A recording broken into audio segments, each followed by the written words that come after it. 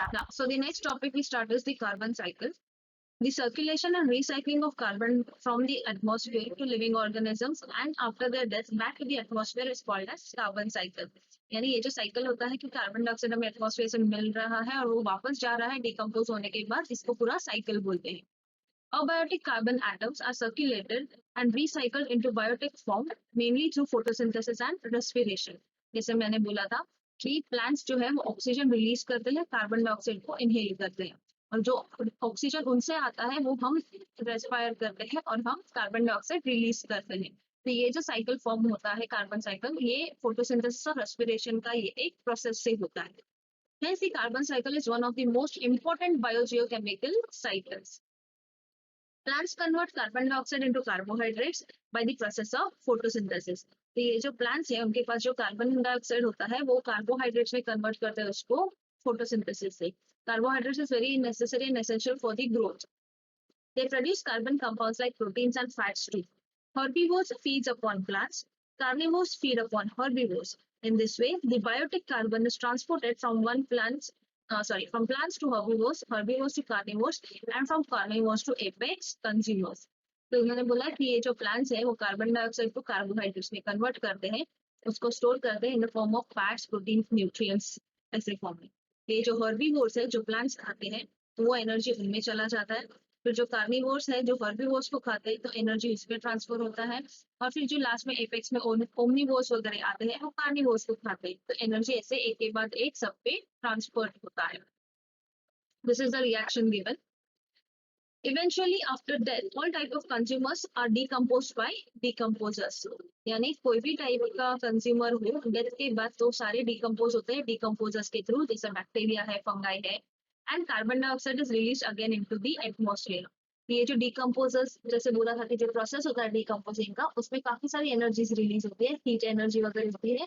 तो उसमें एक चीज कार्बन डाइऑक्साइड भी होती है जो रिलीज होती है और एटमॉस्फेयर के पास वापस चली जाती है. And it is used again by living organism. In this way, the carbon is continuously passed on from one living organism to another. ऐसे ये continuous cycle रहता है और वो pass होता है. After the death of living organism, carbon goes to the atmosphere and is again taken up by the living organisms. Next is the oxygen cycle. The oxygen forms 21% of the atmosphere. यानी पूरे atmosphere में 21% oxygen available है. It is also present in the hydrosphere and lithosphere. Circulation and recycling of oxygen within the biosphere is called as oxygen cycle. यानी oxygen का circulate होना और recycle होकर वापस आना in the nature, in the ecosystem is called as the oxygen cycle.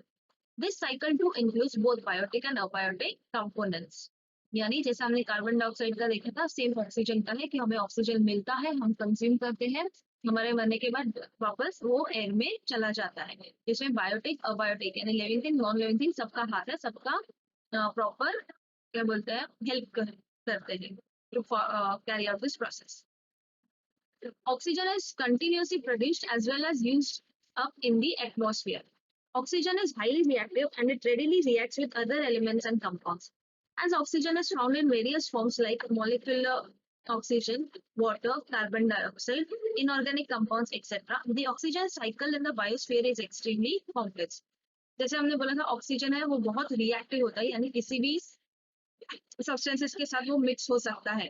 तो हमने देखा है कि वाटर में है H2O, that O is again oxygen. Carbon dioxide में भी ऑक्सीजन होता है, नॉर्मल ऑक्सीजन, मॉलिक्यूलर ऑक्सीजन में भी ऑक्सीजन है और बहुत सारे इनऑर्गेनिक कंपाउंड्स में भी है. तो क्योंकि वो बहुत रिएक्टिव है नेचर से ही तो वो रेडिली मिक्स होकर किसी भी कंपाउंड्स के साथ या दूसरे इंस्ट्रूमेंट के साथ मिक्सअप हो सकता है और इसके लिए ऑक्सीजन साइकिल बहुत कॉम्प्लेक्स होता है. The oxygen cycle of the biosphere is extremely complex. Oxygen is released in the process of photosynthesis, whereas it is used up in the process like respiration, combustion, decomposition, corrosion, rusting, etc. जैसा मैंने बोला था कि जो plants oxygen release करते हैं वो oxygen हम कंज्यूम करते हैं. तो ये जो प्रोसेस है फोटोसिंथेसिस के थ्रू रिलीज करना और रेस्पिरेशन के थ्रू उसको इनहेल करना, वापस मरने के बाद जो रिलीज होता है उसमें वापस एयर के पास चला जाता है. जो रेस्पिरेशन के थ्रू कंज्यूम करिए, कंबशन डिकम्पोजिशन के through oxygen is taken in and it is again thrown out after the death. The cycle continues and hence the oxygen is back to the nature. यानी ये ecosystem ऐसे follow up होते रहता है continuously. Next is the nitrogen cycle. Nitrogen forms 78%, that is the maximum portion of the atmosphere. यानी nitrogen सबसे ज्यादा available रहता है atmosphere में. It is necessary for the maintenance of the cycle of the nature. The circulation and recycling of nitrogen gas into the form of different compounds through various abiotic and biotic process is called as nitrogen cycle. Again जैसा carbon dioxide और oxygen में हमने देखा था, वैसे ही जो living things non living things help करते हैं नाइट्रोजन को पूरे इकोसिस्टम में सर्कुलेट करने के लिए, उसको नाइट्रोजन साइकिल बोलते हैं.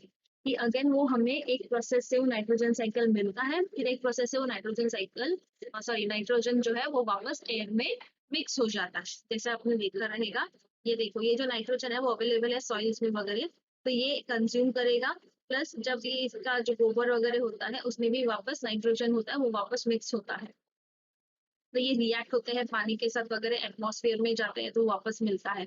So this is the entire cycle that goes on.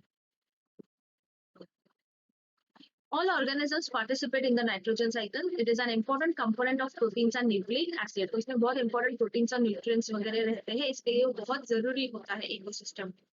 As compared to other elements, it is inactive and does not easily combine with other elements. Most organisms cannot use the free form of nitrogen. जैसे बाकी के देखा carbon dioxide है, oxygen है, तो वो ऐसे readily available होते हैं, मिक्स हो जाते हैं. वैसे नाइट्रोजन फट से मिक्सअप नहीं होता, वो केमिकल रिएक्शन फट से देता नहीं है. इसके लिए अगर बहुत सारा अवेलेबल भी है तो वो इतना यूज नहीं हो पाता. फटाफट फ्री फॉर्म में जैसा अवेलेबल है वैसा यूज करना थोड़ा डिफिकल्ट होता है. Important processes of the nitrogen cycle: nitrogen fixation, ammonification, nitrification, denitrification. Nitrogen fixation मतलब conversion of nitrogen into nitrates and nitrites through atmospheric, industrial and biological process. इसमें क्या होता है, नाइट्रोजन जो होता है वो बायोलॉजिकल इंडस्ट्रियल प्रोसेसेस के थ्रू नाइट्रेट्स और नाइट्राइट्स में कन्वर्ट होता है. अमोनिफिकेशन में क्या होता है, ammonia is released through decomposition of dead bodies and excretory waste of organisms. Ammonification मतलब जो एक्सक्रीटरी सिस्टम से जो जाता है डेड बॉडीज के थ्रू हो या डेड बॉडीज के थ्रू जो मिलता है अमोनिया या वेस्ट के थ्रू जो मिलता है उसको अमोनिफिकेशन बोलते हैं. Nitrification is conversion of ammonia into nitrite and then nitrate, उसको नाइट्रिफिकेशन बोलते हैं. डीनाइट्रिफिकेशन मतलब conversion of nitrogen compounds into gaseous nitrogen, यानी ये जो नाइट्रोजन कंपाउंड फॉर्म में जो मिला है उसको वापस गैसियस फॉर्म में यानी ओरिजिनल नाइट्रोजन फॉर्म में जब हम कन्वर्ट करते हैं उसको डीनाइट्रिफिकेशन बोलते हैं. ये सारे इंपॉर्टेंट प्रोसेस है. This is all what takes place in the nitrogen cycle. तो ये एक एक प्रोसेस आपको याद रखना है. सो आपका टोटल होमवर्क आज के लिए है एनर्जी पिरामिड 2 टाइम्स ड्रॉ करना, बायोजियोकेमिकल साइकिल डायग्राम के साथ उसका एक्सप्लेनेशन लिखना 2 time, oxygen cycle, carbon dioxide का cycle, nitrogen cycle, along nitrogen cycle along with this poem twice you will be writing with diagrams neatly, correctly and submitted to be by today 10 p.m. That's it. If any doubts, if any confusions, please let me know.